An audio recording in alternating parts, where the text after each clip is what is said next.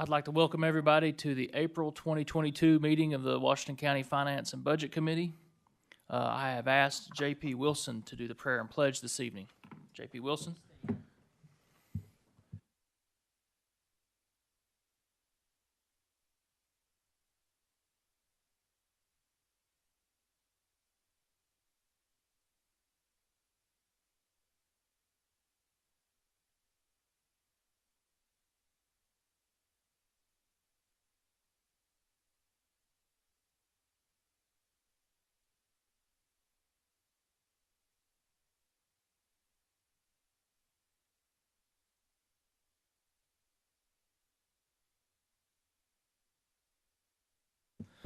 Thank you, Justice Wilson. All right.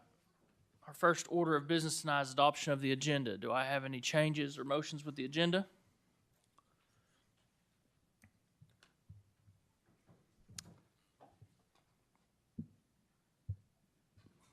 J.P. Duncan? Move we adopt the agenda as written. I have a motion to adopt the agenda. Do I have a second by J.P. Ussery? All those in favor? Aye. Those opposed? The agenda has been adopted. All right, we'll move into our monthly reports. First up, Treasurer Hill.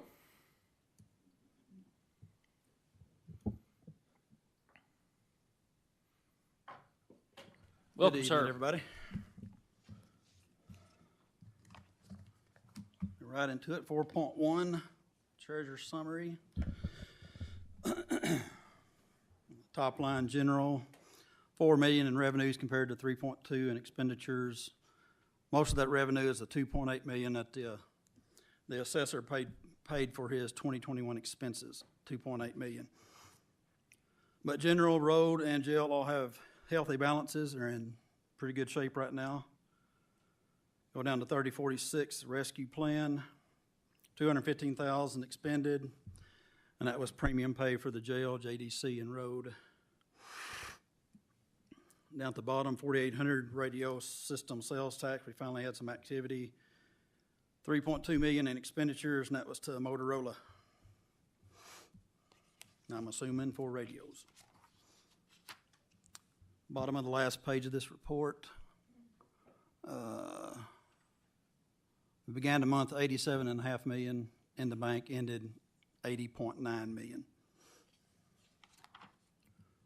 4.2, the 1 cent sales tax. These are March numbers, but for January sales, got in $736,000. That is an increase, but as you can see in that far right column, it's steadily going down. Same way with 4.3, the quarter-cent jail tax. But if it goes down to 13.13, you still can't complain at this point. But 1.1 million came in, and already through 3 months, it's 500,000 over the same period last year. 4.4, just a few of the local distributions. Had a nice increase in restaurants. The biggest decrease was in liquor stores and the sporting goods, hobby, and musical instrument category. Finally, 4.5, the half-cent state sales tax. Again, you notice on the far right, steadily going down. 161,000 came in this month. Good news is, however, is on this tax, I get an early look at it, and for the April number, we set a all-time record as far as the amount. It's $205,000 for April, and that's a 34% increase over prior year. So maybe our other two local taxes will have that same effect here when I'm here next month at this time. Anyway, that's all I have. Questions for Treasurer Hill? Thanks, sir. Thank you. Next, we'll have our employees' insurance report with Mr. Angel.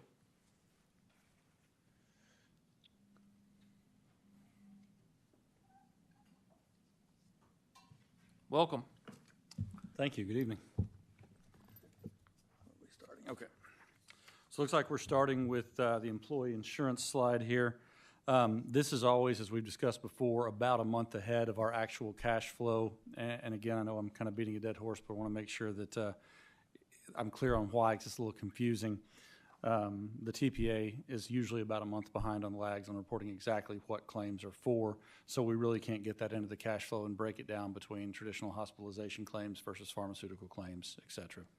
But with this slide, you'll see that our current income for the month was $520,000, and our current expense was right at $608,000.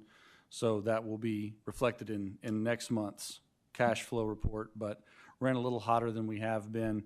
But again, nothing terrible, because as we've discussed before, what we're really trying to do is keep our reserve between 3.4 million and 3.6 million. And you see the ending balance of the reserve was 3.385 million. So we're still within striking distance of staying at that 3.4 million.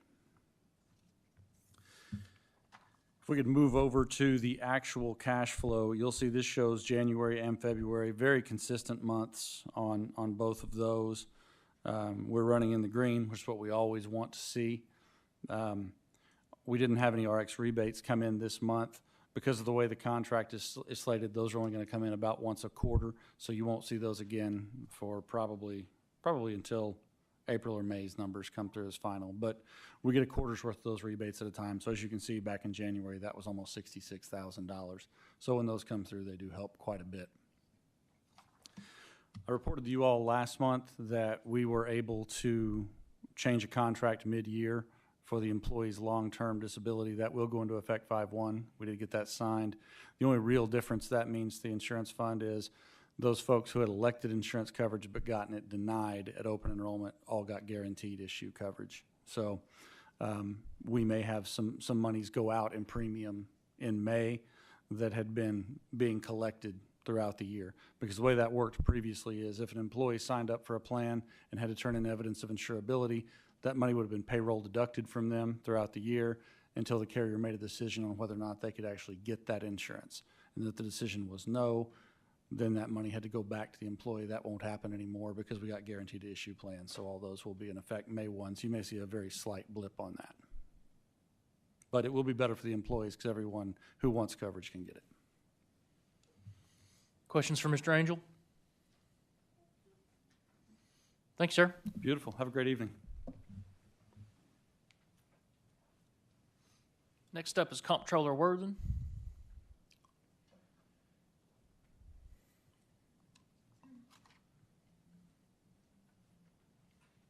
Good evening, sir. Good evening.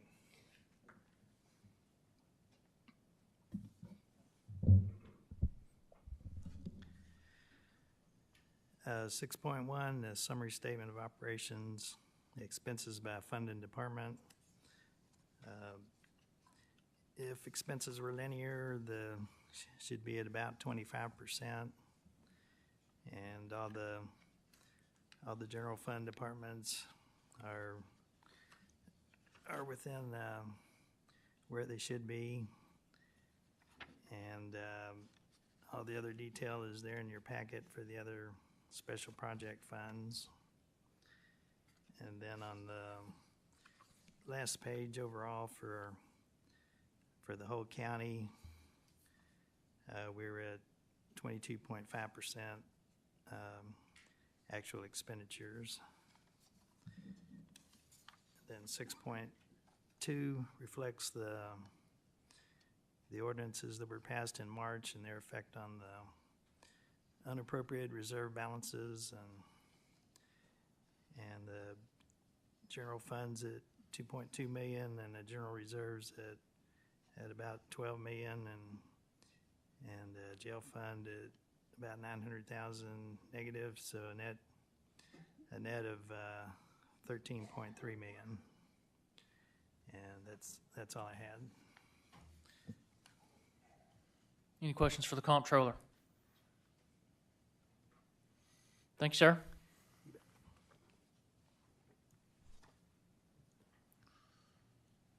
All right, we'll enter the new business section of our agenda. Tonight, I just wanted to cover, believe it or not, it's that time again to start thinking about the 2023 budget process. And I think you guys are all well aware that last year I had sent out a letter to all the department heads and the elected officials just kind of outlining that process. And essentially my message to you is I'm probably just going to knock the dust off that letter and follow kind of the same process that we did last year. A couple things that I think are important, and I welcome any discussion on this. I'm going to ask that any grade changes or new spending be submitted to us prior to our June meeting for this year. Of course, we'll always entertain emergencies and things like that as department heads run into them, but I think it's incredibly important for us to try to draw a line in the sand so we're not hitting a moving target all year long and updating those budget sheets and that type of thing, right? And then also, I am going to invite everybody once again to come back before our committee again this year and just kind of explain to us what they foresee and what they've got going on. I think that's extremely beneficial for us to hear from everybody and have the opportunity to ask questions. But that being said, like I opened with, the process this year will look a lot like it did last year, barring any suggestions or discussion from you people. Okay. Moving on, I will get that letter sent out. I'm going to work with Comptroller Worthen. I hope to have that letter sent out by the end of the month so that we can start that process and we can start working with our elected officials and department heads. With that, we'll move into the ordinances. First up is item number 8. It's an ordinance recognizing additional revenue of $76,355.74 in the general fund and appropriating $76,355.74 from the general fund to the DEM budget for 2022. If you remember, let me just make sure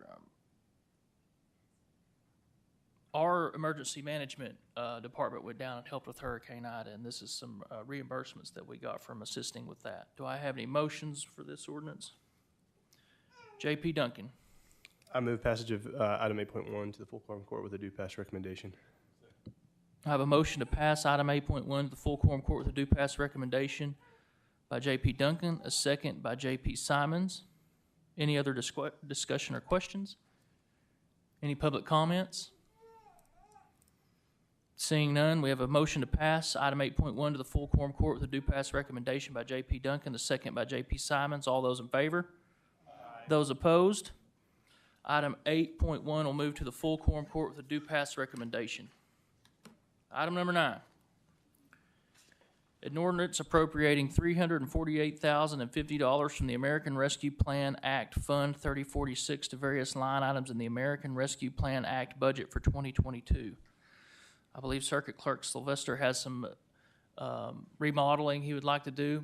Would you like to take a quick minute and kind of go over that with us, Circuit Clerk?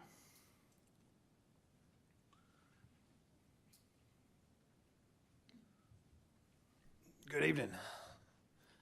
So back in 2020, we were able to have remodeled the front section of our office during our COVID shutdown, putting up some more security and barriers between staff members and the public, creating a business-like environment, but also having protection for our staff members, from the public and the public from us, basically. So with that, we closed off the back area of our office that housed all of our physical files and things to that effect. Well, now, since we've gone electronic, there's no need to continue to house physical case files in our office, and most of those have been moved to climate control storage for safekeeping. But since 2018, we haven't had any new case files created due to us going to electronic filing. And so, with those rolling file cabinets being empty, we found a home for them, I believe, and so with the removal of that, it's going to create a lot of space in that back room. With our staff being mostly occupying the front section of the office, what that's going to do is it's going to create the ability to have office space built in that back section so we can spread out a little bit more, and also with the remodel of that area, excuse me, with the remodel of that area, be able to have separation from each other in the public with office space. We have been using parts of the courthouse for the temporary orders of protection, and they haven't been inside of our office. What this will help do is create a space that is safe not only for the petitioners but also for our staff members to interact and just kind of have not so much out in the public, but in a private setting in our office. Thanks, sir. Any questions for the circuit clerk? I'd entertain any motions with regard to this ordinance. J.P. Simons, I make a motion that we pass this to the full quorum court with a due pass recommendation. I have a motion to pass to the full quorum court with a due pass recommendation by J.P. Simons, second by J.P. Johnson. Any further discussion or questions? Any public comments? With that, we'll take the motion. I have a motion to pass to the full quorum court with a due. Got to be quick. Let's go.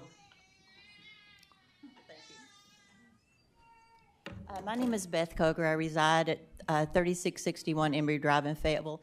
I understand about what the circuit clerk just said, and I have no objection. I mean, don't know whether or not those are needed, but I'll take his word at that. But my point is that we shouldn't be paying for these with ARPA money. We have money, plenty of money.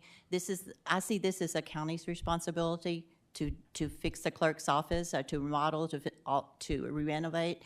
So I would like to see that you think about taking that money from the county reserves, where we have the money for that, instead of taking out of the ARPA money. Thank you. Thank you. Any more public comments?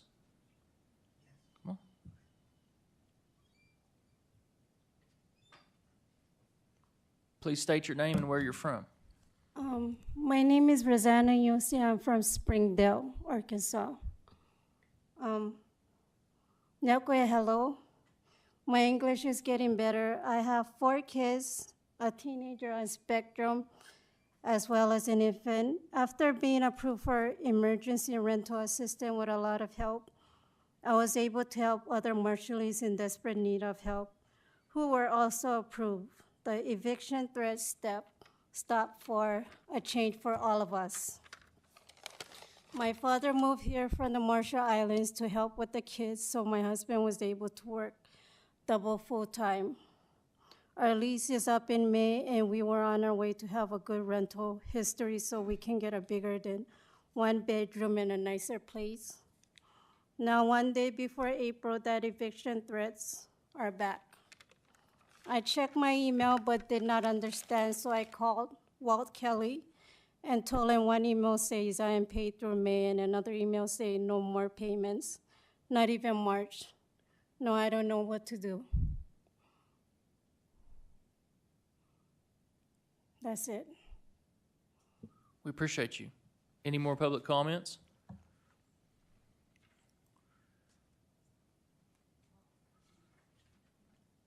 Good evening. My name is Monique Jones. I reside at 2620 North Westminster Drive in Fayetteville, Arkansas. I, along with Beth Coger, agree. There's nothing wrong with the requests at hand, but I think that we've reserved money in the general fund that we can pull that money from and not use these funds, the ARPA funds, for this project. Thank you. Thank you. Any more public comments? Okay. Item 9.1, we have a motion to pass to the full quorum court with a due pass recommendation by J.P. Simons, a second by J.P. Johnson. All those in favor? Aye. Those opposed? No. That'll move to the full quorum court with a due pass recommendation. Item number 10, an ordinance reducing the amount of $238,726 from the line items in the various county budgets and restoring those funds to the unappropriated reserves, and appropriating the total amount of $596,127 from the unappropriated reserves to the various budget line items for 2021. This is an accounting entry that we have to make every year to close out for our audit. I guess I use it a lot, even though I don't like the terminology. I would consider it a housekeeping item. If we need detailed questions, we'll bring Comptroller Worthen back up here.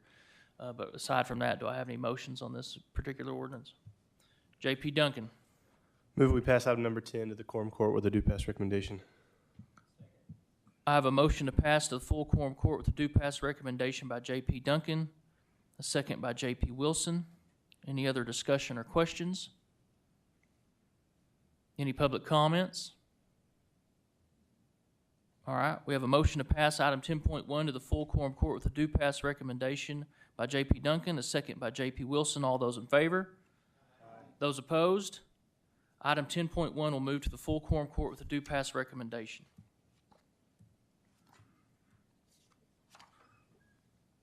Item 11.1, an ordinance appropriating $100,000 from the county library fund to the municipal library funding line item in the county library budget for 2022. The Washington County Library System received some reimbursed funds through the CARES Act, and this is accepting those funds and then allocating those funds. They have opted to split that money equally between the Elkins, Farmington, Lincoln, Prairie Grove, and West Fork libraries. Any motions or discussion? J.P. Duncan? I move we pass item number 11 to the quorum court with a due pass recommendation. I have a motion to pass to the full quorum court with a due pass recommendation by J.P. Duncan, a second by J.P. Usry. Any further discussion or questions? Any public comments? We have a motion to pass item 11.1 to the full quorum court with a due pass recommendation by J.P. Duncan, a second by J.P. Usry. All those in favor? Aye. Those opposed? Item number 11 will move to the full quorum court with a due pass recommendation. Item number 12, an ordinance appropriating $14,664.44 from the unappropriated reserves of the general fund to the District Court of Fayetteville budget for 2022. You can see in the ordinance that we did not receive the invoice for the district court services until after year end, and so we know that year-end budget has closed, and so we need to reappropriate these monies again to cover that budget for the 2022 budget. Any motions with regard to the ordinance? I have a motion to pass the full quorum court with a due pass recommendation by J.P. Wilson. Second. Second by J.P. Duncan. Any discussion or questions? Any public comments? I have a motion to pass item 12.1 to the full quorum court with a due pass recommendation by J.P. Wilson, a second by J.P. Duncan. All those in favor? Aye. Those opposed? Item number 12 will move to the full quorum court with a due pass recommendation.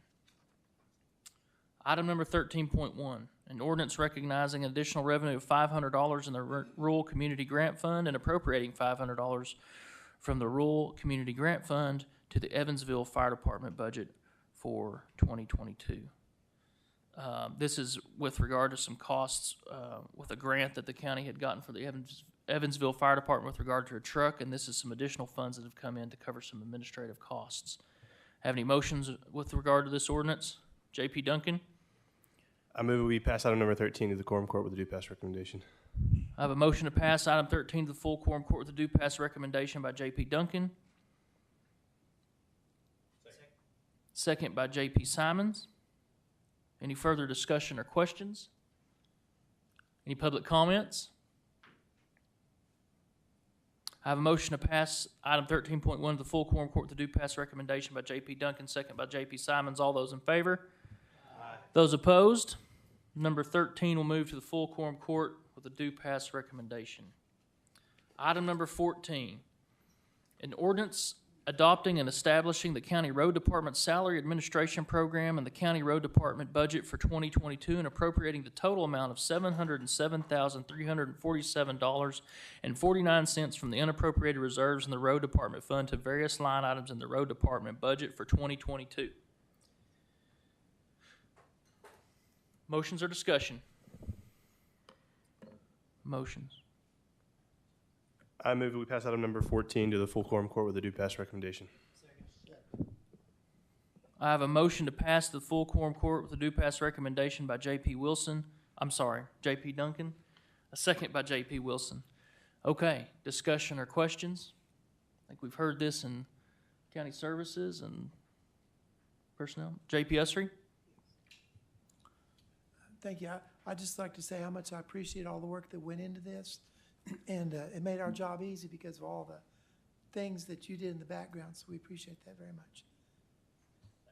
Yeah. J.P. Johnson? Yeah, thank you, Chair.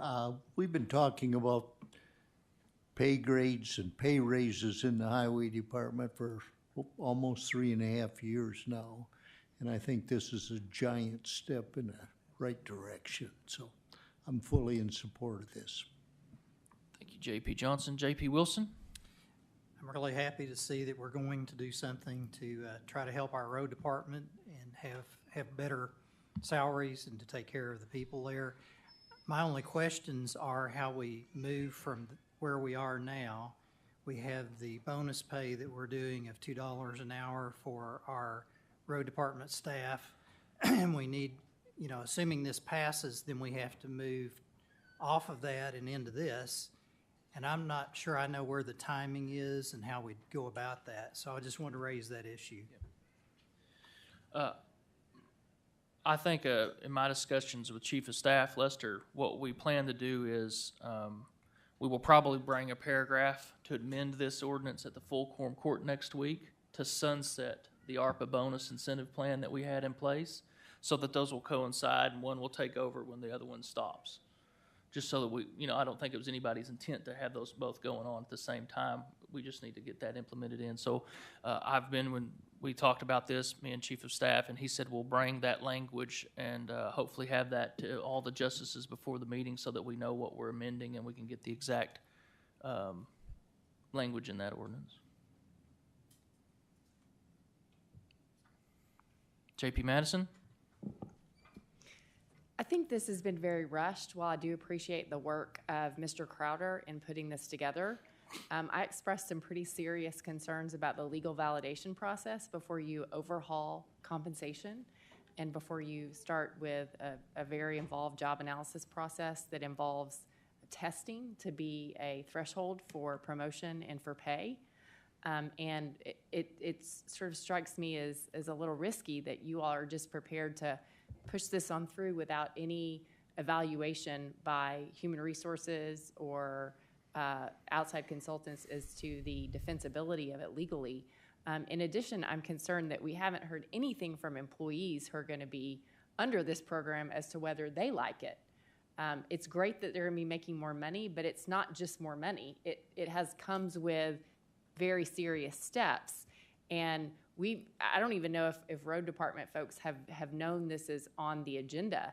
And I would certainly hope that we would hear feedback from the employees that they buy into this as well.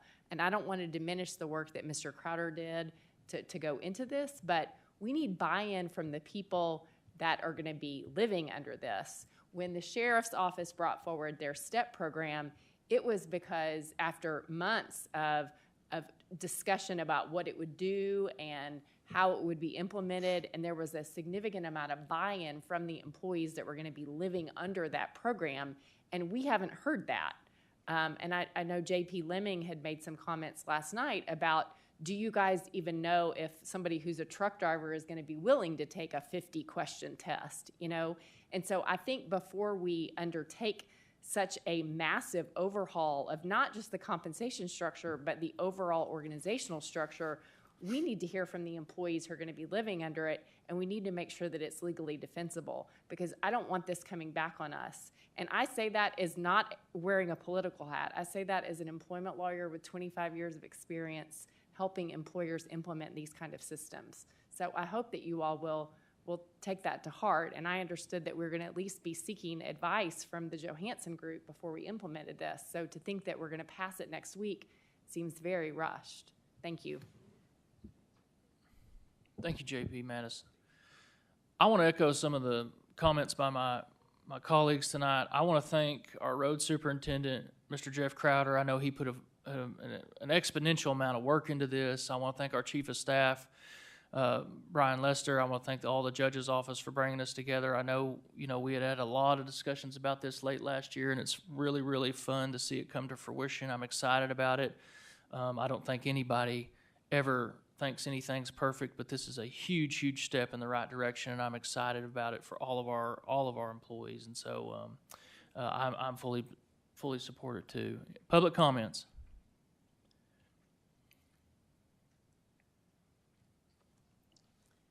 Monique Jones, Fayetteville, Arkansas. I agree that I'm confused as why you would take this and move it forward to the full quorum court without allowing an outside third-party administrator to review it to make sure it's within the Department of Labor laws and that there's no adverse impact to any particular employee and or community because you're making these changes.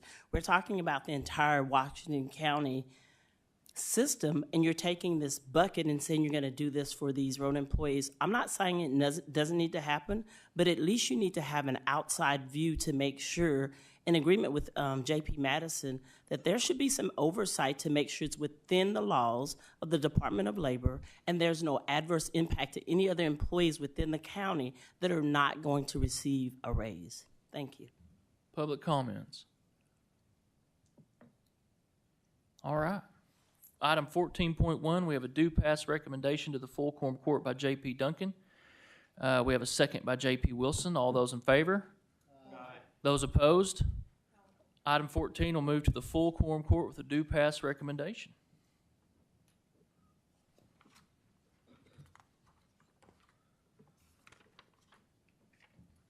Item number 15.1, an ordinance authorizing Washington County to allocate and distribute $3.1 million of its $23,229,636.50 of the American Rescue Plan Act award for the benefit of the county citizens by supplementing the ERA 2 fund. J.B. Hires, would you like to? Thank you, Mr. Chair. Background for those of you who aren't aware, weren't at the county services meeting. Washington County was expecting $3.1 million to come in from the federal government, and with that expectation, sent out letters to families telling them that they were approved for both March and April of 2022 rent, and that money has not shown up. People were notified 1 month after March rent was due, and on the day that April rent was due, that neither March rent nor April rent would be paid. This has put hundreds of families in our districts at risk of eviction. And we all acknowledge that, primarily this is a federal government problem. The money has not appeared, but the county also has some culpability in this crisis. We administered the program, we communicated to people that they were approved, and when it was too late, we told them that the money was not there, and people would have made different choices had they known that the money was not going to be there. But fortunately, we do have the power and the resources to fix this problem. So this ordinance appropriates $3.1 million from the ARPA funds to take care of March and April rent of the folks that we approved. I put $3.1 million because that was the amount that I thought we were expecting from the federal government. I've since found that it was 3.4. I want to let y'all know I am open to any amendments. I am open to any solutions that we have to deal with this problem. We can take the money from the general fund if you're uncomfortable taking it out of the ARPA fund. We put $3.4 million in CARES funding in that general fund. I am open to any and all amendments to this, but I do want to ask you to please give this motion a motion and a second so that we can hear from some people that showed up tonight to tell you their story. And please pass this on to the full quorum court so we can stop an eviction crisis from happening in all of our districts. We have the power and we have the resources to fix this. Thank you. Thank you, J.P. Hires. Motions with regard to this ordinance. J.P. Washington. Thank you, Mr. Chair. I move that item 15.1 be passed to the quorum court with a due pass recommendation. I have a motion to pass to the full quorum court with a due pass recommendation by J.P. Washington.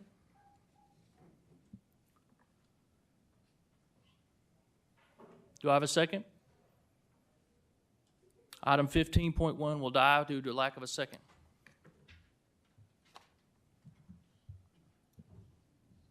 J.P. Duncan. I move that items number 8, 10, 11, 12, and 13 move to the consent agenda, all passed unanimously.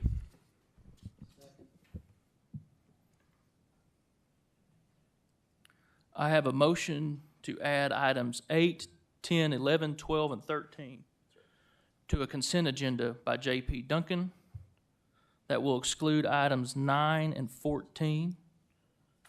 And we have a second by J.P. Johnson. All those in favor? Aye. Those opposed?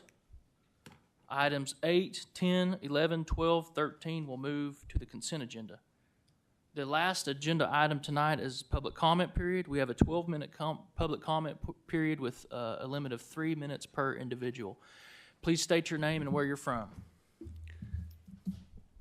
Josh Moody, Fayetteville. I wore a T-shirt this morning. It's a Science Nerd T-shirt, spelled out think. I wore it to inspire my students today at school, but now I wear it to, I think it's warranted to use tonight as well. Tonight, so far, we've decided that we're going to push through $350,000 to update an office, and it has through the American Rescue money. As had already been mentioned, it makes sense to pay with that through general reserves. After all, the American Rescue Plan is called American Rescue, not American Reno, not American Renovation. Also, as has been questioned last week and tonight by experts within the community about the roads department raises. First of all, we all agree that the roads department deserves raises. A better salary schedule is in place. I mentioned last week that I appreciate all the hard work that has gone into the salary schedule to this point, but we're just rushing it through without considering all the things that we might want to consider. So let's take the time now. Let's think and make sure that's the right thing to do in the name of public service, and make sure all the I's are dotted and T's are crossed. And finally, the ordinance that came tonight, that was brought tonight by J.P. Hires, couldn't even get a second to vote on. You all were elected to be public servants. You all are counted on to help people within the county. There is money in the general reserve from last year, from the CARES fund, that was put in about the same amount that has been requested tonight. That we will expect to be getting at some point this summer, this spring, sometime from the feds. This could easily be a stopgap measure to cover that cost right now to keep people and families in homes. I don't understand why we're not taking the time to do that. At what point do the public servants make public service a first priority and not a last resort? At what point do you, who are elected as public servants, want to make sure that you keep people that are scrambling to figure out a way to pay their bills, keep them in houses, which will, by the way, save us all money in the long run? Meanwhile, the county is flush with cash. Revenues have gone up in recent years. We've had no revenue loss, population growth, not to mention property tax increase and that kind of thing. The county is sitting pretty well. So at what point does the public service come back to the public? Please think before we pass this, before we move on with these things without considering the needs of the public, of the people of the county. Thank you. Public comments.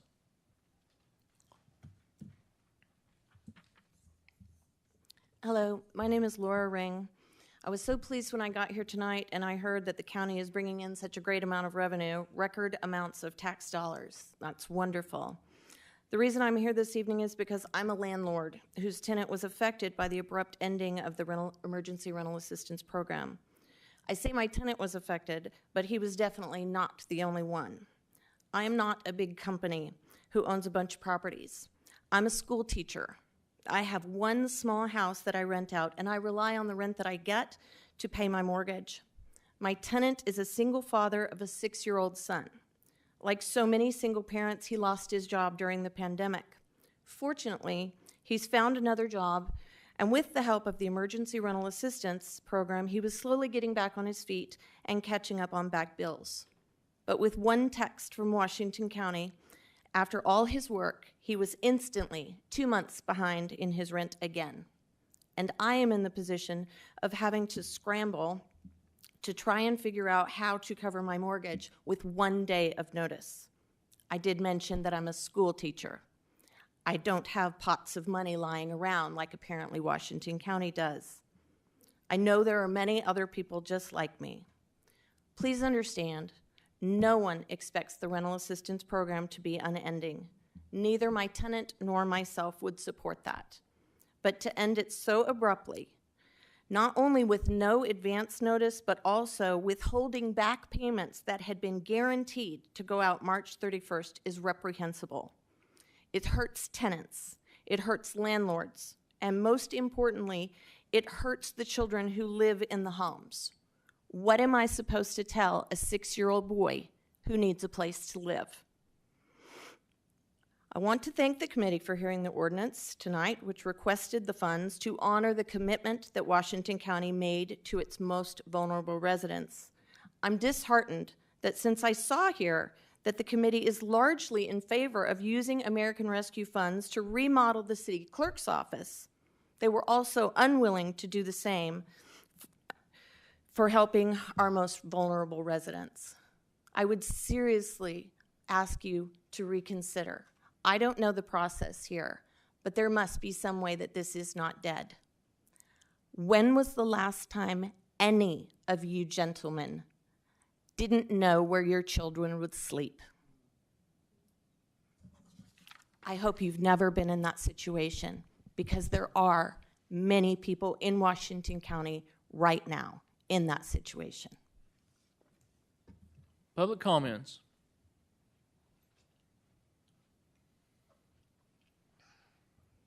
Good evening. My name is Patsy Warren Cook. I am a disabled veteran that served 15 years in the U.S. Air Force. I, last year, lost my job due to a year before last, due to COVID. It's been quite a struggle for myself and my son, and I don't understand. I actually have a letter that was sent to me through Washington County's Emergency Assistance Program back in February. It was dated February 11th. It says, "Dear applicant, Washington County Emergency Rental Assistance Program has been approved to receive additional ERA2 funds in the amount of $3.4 million. However, the county is still awaiting the arrival of funds. Unfortunately, there will likely be a lag in payments for the month of March 2022. Please continue to visit the website for up-to-date information." As I checked on the website, I received an email later, as well as a text message on the 1st of April stating that nothing would be given and that they were sorry. I don't understand a lot of things about our government in here, but I do understand this. There are people out here who are hungry. There are people who are out here who are homeless and in desperate need of assistance. I don't see why any of you could not second that motion if you have any form of heart and godliness in you. I don't understand. Help me understand. Tell me why. Tell me if you cannot go back and re-vote on that issue. Tell my son, who is at University of Arkansas studying to be in data science, help me tell him that we don't have a place to live. We were able to come up with the money for the April rent, and I was told I have to have the March rent in immediately. If you have a way to get me that money, I would greatly appreciate it, because I've served this country. I was injured while I served this country, and I am due. Not only I, but the other citizens who are in this program. We are due. We pay our taxes. We do things that are lawful. We follow every rule, and we are due. Thank you. Public comments.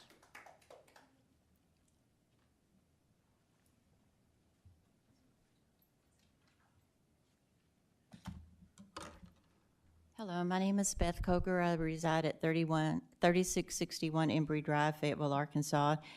I, too, want to speak about the ordinance that didn't get a second. It's sad to sit back and hear and look at people on the court that I know, and no one could even manage to make a second to get the motion.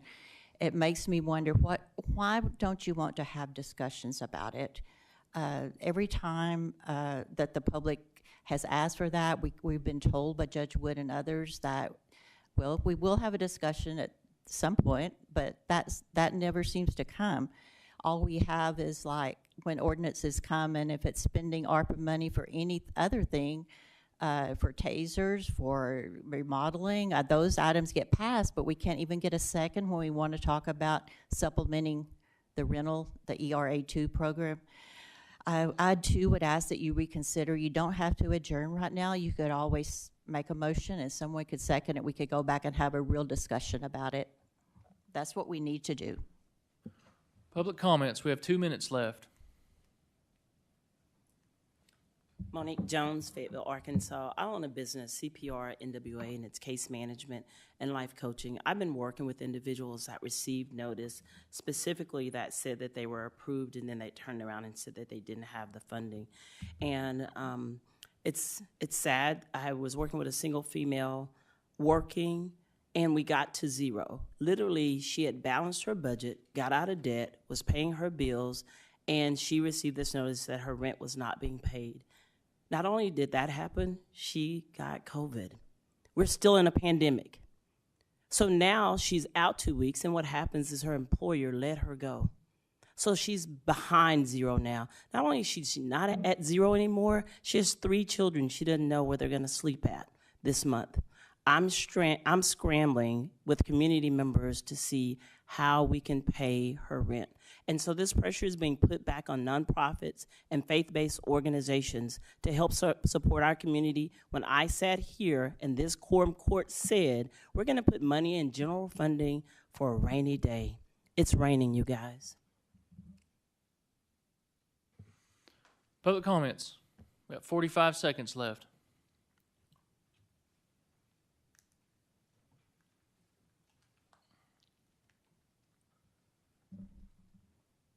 Hi, Casey Hawthorne, live in Fayetteville. I had a script kind of lined out to talk about the ordinance and advocate for it, and all I can say is that I am just very disappointed that it did not get passed. I have been working with my local community for years. I have worked with organizers, and I've seen them work so hard.